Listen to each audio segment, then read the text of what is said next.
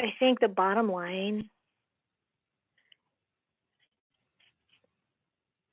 set your intention on Nibbana, reflect on the Nibbana as happiness, reflect on what it means, reflect on really inclining towards Nibbana. I love that phrase you see in the suttas, inclining towards Nibbana, and don't let anything get in your way. Don't let anything get in your way. And it's not the kind of striving where you just pound, although Ajahn Mahabua might say, yes, pound, because that was his style.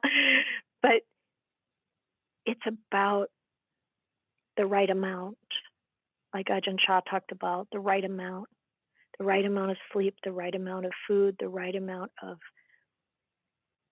pounding, the right amount of loving, the right amount. It's really reflect on that. What are your habits that are keeping you back?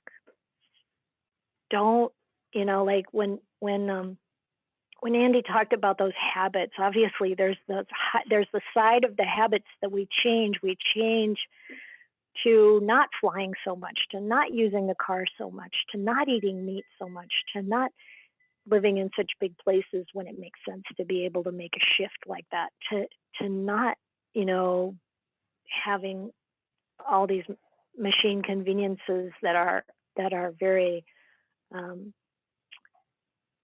energy intensive when it makes sense. And what are the habits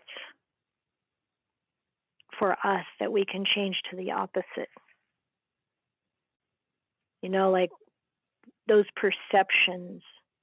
Because then that sutta where Sariputta talks about the perceptions, it goes on to do the flip side, having the perceptions that lead to increase, having the perceptions that carry you onwards, that bring more stability, the perceptions that bring us to realizations, insight, the perceptions that lead to awakening.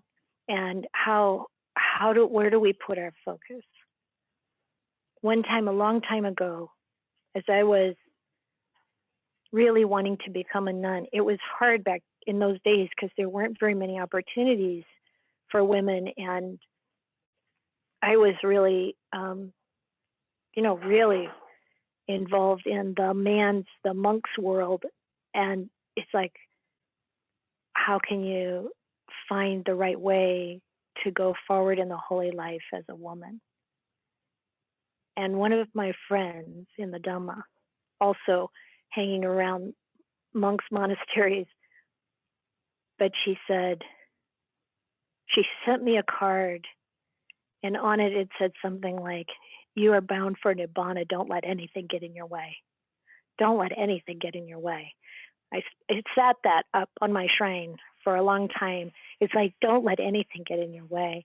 And this is not like this kind of, I don't mean this in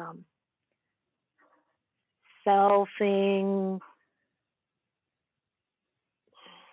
harsh or sort of militant kind of, this is about being clear in our intentions and our commitment and seeing what is it really that's most important in life.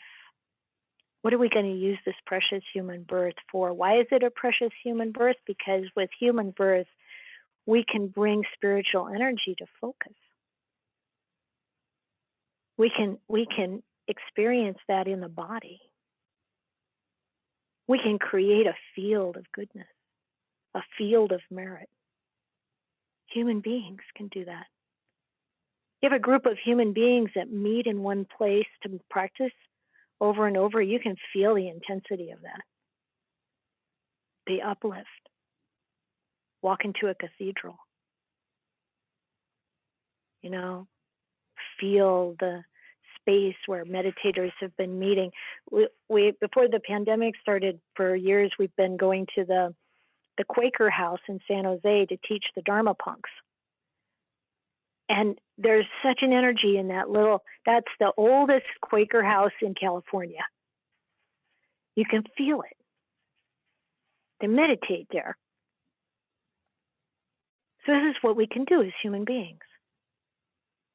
This is incredibly precious. And we share it.